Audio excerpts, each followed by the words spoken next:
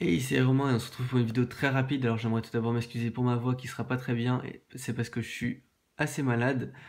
Je l'aurais déjà dit dans ma vidéo d'avant, mais si jamais vous l'avez pas vu, au moins vous comprendrez pourquoi.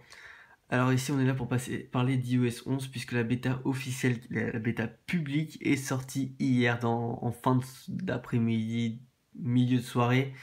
Elle est sortie donc vous pouvez la télécharger, le lien sera dans la description. Si vous savez pas comment l'installer, c'est très simple.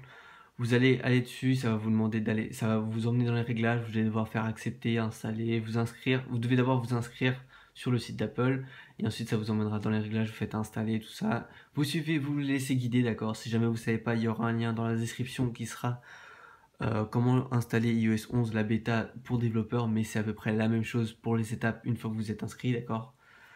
Une fois que c'est fait, bah, vous allez redémarrer votre téléphone.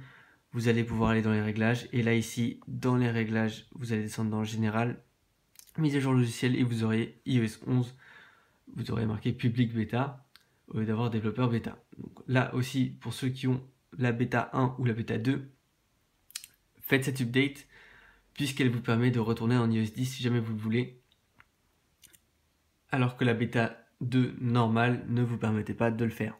Donc avec la version publique, je crois que c'est aussi le cas. C'est le but de ce fixe, c'est de pouvoir vous permettre de retourner dans la version d'iOS 10 si jamais vous n'aimez pas iOS 11. Donc en ce moment, ça vous sert à rien de télécharger la version développeur de la bêta, télécharger la version publique, d'accord. C'est adapté au public justement. Il y a normalement moins de bugs que la version développeur.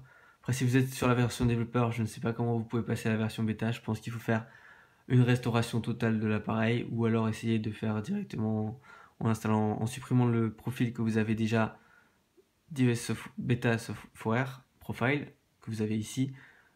Vous le supprimez, vous allez dans le lien qui est dans la description, vous refaites, sauf que cette fois vous serez en mode public et peut-être que vous serez mis à jour vers la version publique. Sinon, bah, il faut faire une restauration, il n'y a pas d'autre choix, ou alors continuer à rester sur la bêta de développeur. Donc ça c'est vraiment pour les nouveaux qui n'ont pas encore installé iOS 11.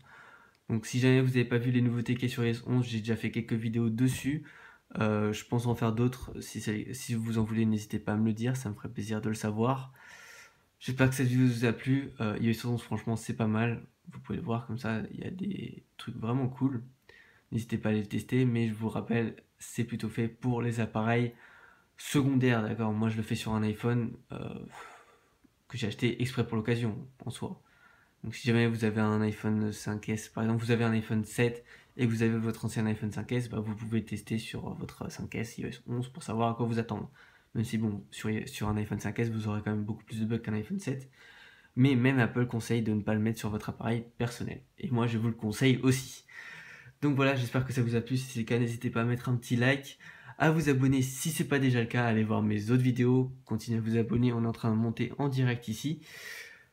Voilà, on se retrouve dans une prochaine vidéo. Ciao.